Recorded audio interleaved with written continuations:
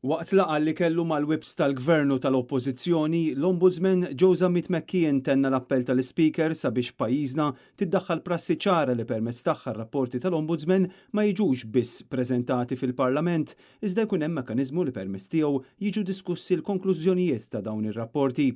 Il-laqgħa mad-deputati Robert Cutajar u Andy Ellul kellha lan li ttejjeb il-kollaborazzjoni u l-ftehim bejn il-Parlament u l-Uffiċċju tal-Ombudsman filwaqt li tirrispetta r-rwol kruċjali ta' dan tal-aħħar fis-sistema parlamentari Maltija.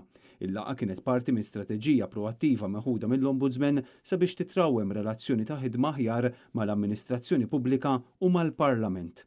L-Ombudsman insista dwar il-ħtieġa ta' deliberazzjoni aktar sostanzjali fuq ir-rapporti mibgħuta minnu lill-Parlament li bħalissa qed jiġu biss imqiegħda fuq il-mejda tal-Kamra u ma ssir ebda diskussjoni dwarhom. Din il-kwistjoni tirrifletti wkoll l-istqarrija reċenti tal-Speaker Anġlu Farrugia illi saħaq fuq il-ħtieġa li jiġi stabbilit mekkaniżmu biex il-Parlament jiddiskuti r-rapporti tal-Ombudsman.